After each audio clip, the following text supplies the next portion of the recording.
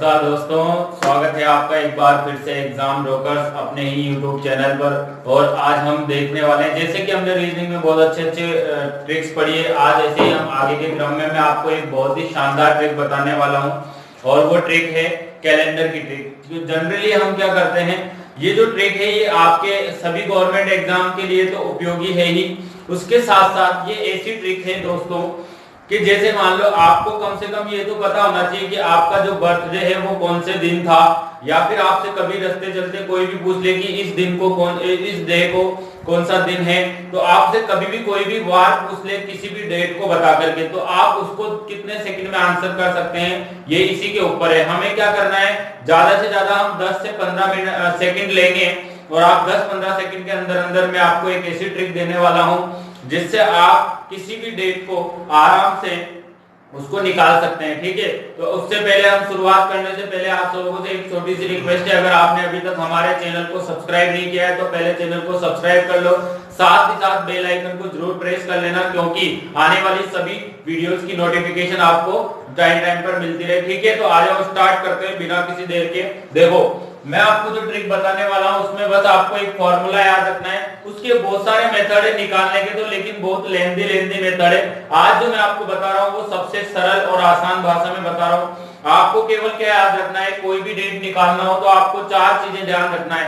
एक तो आपको जो डेट देगा वो, उसके बाद उसमें आपका मंथ भी होता है, उसके बाद में आपका ईयर होता है, और एक लीप ईयर। लीप ईयर का बारे में मैं आपको थोड़ा सा ओवरव्यू यहाँ पर बता दूंगा, आप बस फॉर्मूला लिख लो।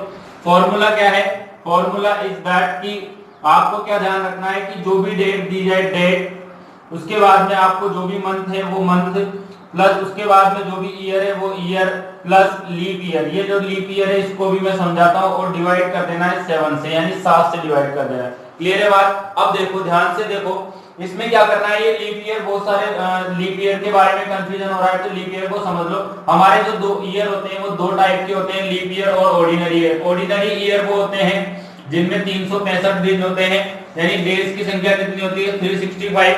और लीप ईयर क्या होते हैं जिनमें डेज की संख्या 366 होती है। ठीक है, ये 2 टाइप के ईयर होते हैं। ठीक है, तो लीप ईयर हमें निकालना है, उसका भी तरीका मैं बताऊंगा कैसे निकालना है। उससे पहले ये जो मंथ लिखा हुआ है ना फ्रेंड, ये वाला जो मंथ है इसका कोड लेना है। कोड क्या होता है मैं आपको आसान भाषा में याद करा दूंगा। यहाँ कोई दिक्कत वाली बात नहीं कि आपका ऑर्डिनरी ईयर है, लीप ईयर है, सबके लिए सेम रहेगा। ठीक है, तो आपको कैसे याद रखना है, देखो ध्यान से, बहुत ही आसान ट्रिक है। 12 के 12 कोड आपको बिल्कुल 2 सेकंड में याद हो जाएंगे। आप यहाँ लिखो 033, पीछे लिख दो 035। ठीक है क्या, 033 और 035। क्लियर है क्या बात? तो 3 और 3 6 कोड तो एक ही लाइन में याद हो गए, 033 और 035। बीच में जो 6 बचे हैं क्या लिखना है, 614 और 625, 614 और 625। बस ये 12 कोड हैं पूरे महीनों के, तो आपको याद रखना है। 033 ये हो गया 3 के जोड़े में, 033 035, फिर उसके बाद 614 और 625 हो गया ना 2 सेकंड में याद। कोई दिक्कत वाली बात नहीं, बिल्कुल आसानी से याद हो जाएगा। अब इसको फॉर्मूले को हम निकालेंगे, बिल्कुल एक फॉर्मूले को निकालने वाले हैं। कैसे, एक डेट ले लेते हैं, कोई सी भी रैंडमली उठा लो कोई ऐसे। अभी तो क्या होता है जनरली सब लोग 15 अगस्त 1947, 26 जनवरी 1950 ये बताते हैं, लेकिन ये सब निकाल रखा है। मैं आपको कोई भी रैंडम डेट ले लेता हूं। सपोज मान लो कि मैंने एक एग्जांपल ले लिया कि आपका जो बर्थडे है वो 12 अक्टूबर 1993 को आता है। क्लियर है क्या बात? 12 अक्टूबर 1993 को आता है, और आपसे कोई रास्ते चलते पूछ ले कि 12 अक्टूबर 1993 या फिर आपके जो बर्थडे है उस दिन कौन सा वार था, तो आपको कैसे निकालना है। हमें पता है डेट, तो हमें पता है ये 12 हो गया, डेट तो पता है, मंथ भी पता चल गया, अक्टूबर है तो अक्टूबर का कोड ले लेंगे 0। यहां तक क्लियर है। अब बात आती है ईयर की और लीप ईयर की। तो ईयर में क्या लेना है और लीप ईयर में क्या लेना है, देखो हमें लास्ट के 2 डिजिट लेने होते हैं ईयर में, यानी 1993 है तो आपको क्या लेना है, केवल 93 लेना है। अब सर इससे लीप ईयर कैसे निकालना है कि इसमें कितने लीप ईयर है, तो लीप ईयर का कॉन्सेप्ट क्या होता है, हमें पता है कोई भी ईयर लीप ईयर तब होता है जब उसमें 4 का भाग पूरी बार चला जाता है। तो हम क्या करेंगे, 93 को डिवाइड करेंगे, तो पहले लिख लेते हैं, डेट डालो सबसे पहले, 12 आ गया। मंथ क्या है, अक्टूबर, तो अक्टूबर का कोड देखो कितना है, 0, तो 0 लिख लिया। ईयर देखो, ईयर कितने हैं, 93 है तो 93 लिख लिया। अब बचा है केवल लीप ईयर, तो लीप ईयर क्या होता है, 93 को डिवाइड करना है 4 से। 93 को डिवाइड करना है 4 से, जितना बार भाग पूरी बार चला जाता है वो लीप ईयर है और बाकी बचे वो ऑर्डिनरी ईयर है। तो देखो 2 चौक 8 हो जाएगा, 1 बचेगा 13 हो गया, 3 चौक 12 यानी 23 बार भाग जा रहा है। बाकी पीछे क्या बच रहा है उससे लेना देना बिल्कुल नहीं है। हमें कितना ध्यान रखना है कि भाग कितनी बार जा रहा है, क्लियर है क्या, मैक्सिमम कितनी बार भाग जा रहा है, तो 23 बार जा रहा है और 23 यहाँ लिख लेना है। ये हो गया बात क्लियर।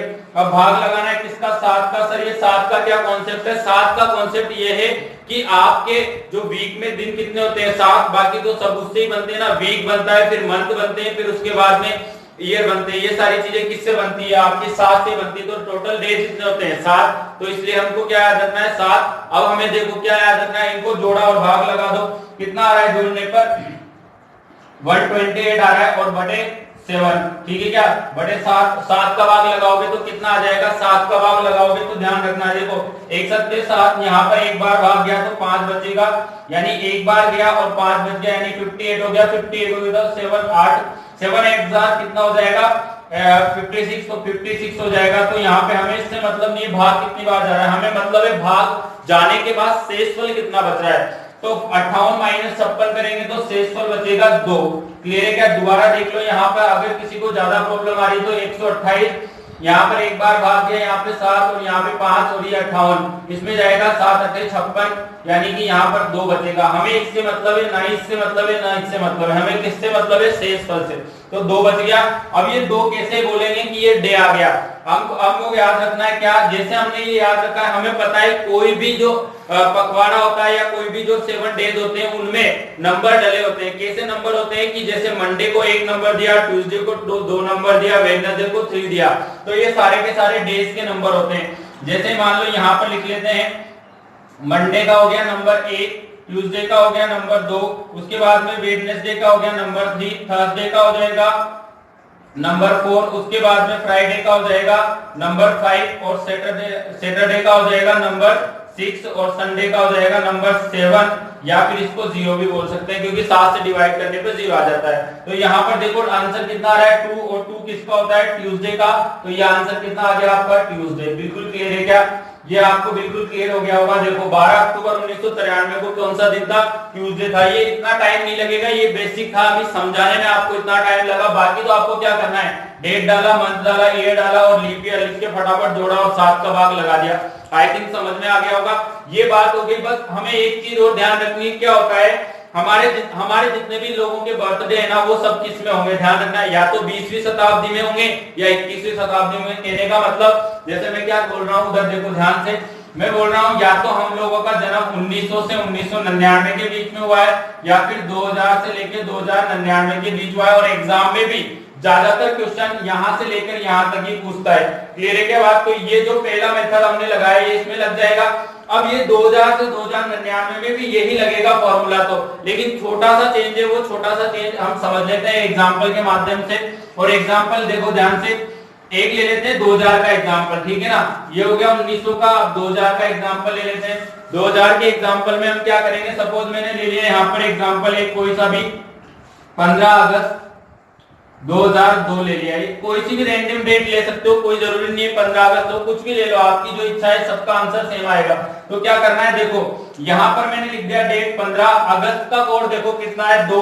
उसके बाद में ईयर के लिए जब काम करेंगे तो ईयर में क्या करना है, बस जो मैंने बोला था छोटा सा चेंज है। वो छोटा सा चेंज क्या है कि जो भी अगर सेंचुरी 2000 से ऊपर वाला सन दे रखा है तो आपको क्या करना है, उस सन में से क्या करना है, 1900 को माइनस कर देना है, यानी 1900 को माइनस कर देना है जो भी सन आपका दिया हुआ है, ठीक है।